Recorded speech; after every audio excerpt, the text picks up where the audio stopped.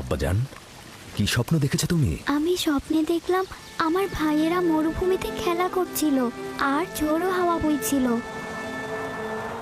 অনুমান করছি এই স্বপ্নের বিশেষ কোনো ব্যাখ্যা নেই। অবশ্য স্বপ্নটা বিশ্লেষণের জন্য আমি আরো কিছুটা সময় নেব। নিশ্চয়ই কোনো নিশানা পাবো। তোমরা এখন তাহলে ভেড়াগুলোকে চারণভূমিতে নিয়ে যাও। কি হলো, দাঁড়িয়ে আছো কেন?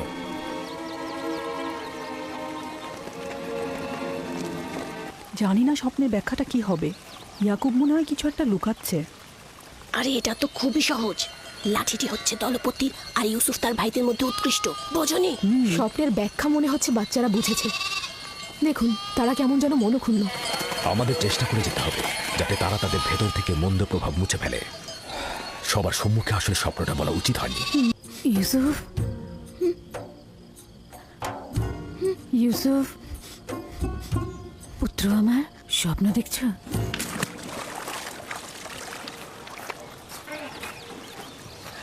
সালাম আব্বাজান। সালাম আমার পুত্র। খোদার নবী কি আমাকে ক্ষমা করেছেন? তার বাড়িতে প্রবেশের অনুমতি পাবো? যদি এটা ব্যতীত অন্য কিছু করতে তাহলে ক্ষমা করতাম না। তুমি তো প্রেমিকের ন্যায় আমল করেছো, যেটা ভালোবেসেছো থাবা দিয়ে ছিনিয়ে নিয়েছো। ক্ষমা তো আম্বিয়া ইলাহির সৌন্দর্য। আশা করছি আমি ক্ষমার উপযুক্ত। আমি তো তোমার কোনো গুনাহ দেখছি না যে ক্ষমা করে দেব। তা হঠাৎ কি মনে করে? ইউসুফের পীড়াপিড়িতেই আসলাম। ও কাল রাতে একটা স্বপ্ন দেখেছে, সেটা তোমাকে বলতে চাই। এতে সন্দেহ নেই তার স্বপ্ন কল্যাণ ও নেককারময়। ইউসুফের স্বপ্নে কখনো অপবিত্র আত্মার স্থান হবে না। আব্বাজান, কি স্বপ্ন দেখেছো তুমি? আমি স্বপ্নে দেখলাম আমার ভাইয়েরা মরুভূমিতে খেলা করছিল আর ঝোড়ো হাওয়া বইছিল।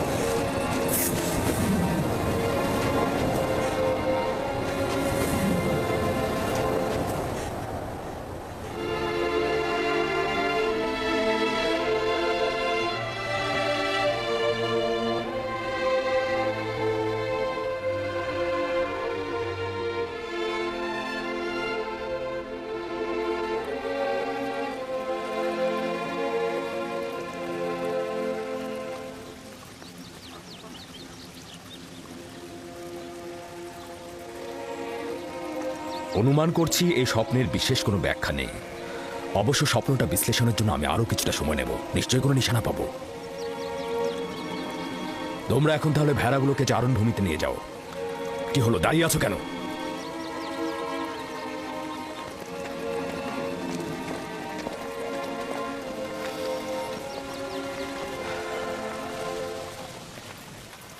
জানি না স্বপ্নের ব্যাখ্যাটা কি হবে। ইয়াকুব মনে হয় কিছু একটা লুকাচ্ছে। আরে এটা তো খুবই সহজ। লাঠিটি হচ্ছে দলপতি আর ইউসুফ তার ভাইদের মধ্যে উৎকৃষ্ট, বোঝনি? স্বপ্নের ব্যাখ্যা মনে হচ্ছে বাচ্চারা বুঝেছে। দেখুন তারা কেমন যেন মনক্ষুণ্ণ। আমাদের চেষ্টা করে যেতে হবে যাতে তারা তাদের ভেতর থেকে মন্দ প্রভাব মুছে ফেলে। সবার সম্মুখে আসলে স্বপ্নটা বলা উচিত হয়নি। কিছু রুটি ও খোরমা তৈরি রাখো। 1 ঘন্টা পর আমি ওদের কাছে যাব। এসো এসো পুত্র আমার।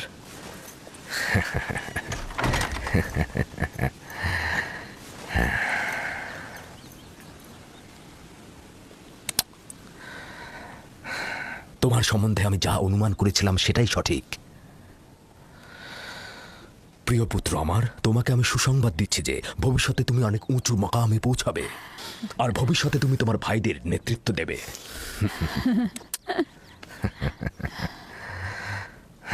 আমার পিতা তোমার দাদাজান আমাকে দোয়া করেছিলেন যে আমার বংশ থেকে অনেক অনেক পয়গম্বর আসবে। সবসময় আমার মন জানতে চায় যে আমার রেসালাতের উত্তরাধিকারী কে হবে। আশা করছি যে আমি যা ভাবছি তুমি তাই হবে। খোদা তাআলা তোমাকে সকল পাপাচার ও বিপদ থেকে রক্ষা করুক। সম্ভবত তুমিই সেই যার জন্য আমরা অপেক্ষায় ছিলাম। আব্বাজান, রিসালাত মানে কি? আমার খাবার ও পোশাক প্রস্তুত করো।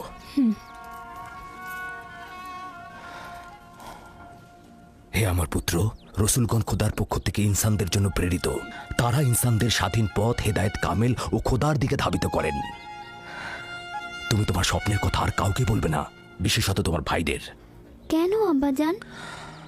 কারণটা হচ্ছে, সম্ভাবনা আছে যদি তারা শোনে তাহলে তারা প্রতিহিংসার আগুনে জ্বলতে পারে এবং তোমার সাথে দুশ্মনী শুরু করতে পারে। আমাকে তো চিন্তায় ফেলে দিলে ভাই।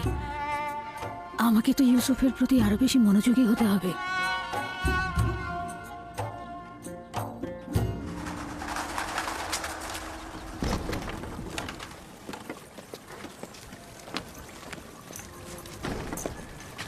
যদি অনুমতি দাও, ইউসুফকে আমি এখন বাড়ি নিয়ে যেতে চাই। হ্যাঁ, নিয়ে যাও।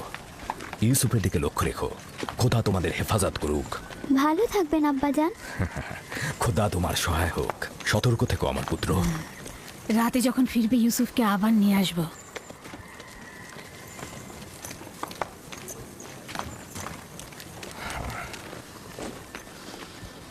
বেশ কিছুদিন হলো আমি মরুভূমিতে যাচ্ছি না।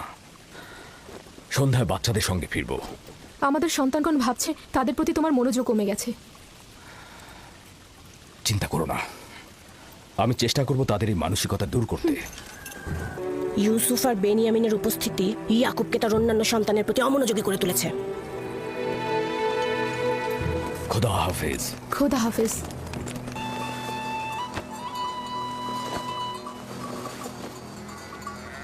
আমরা তো সবসময় নিজেদের খাবার সঙ্গে নিয়ে আসি, আপনি শুধু শুধু কষ্ট করতে গেলেন কেন?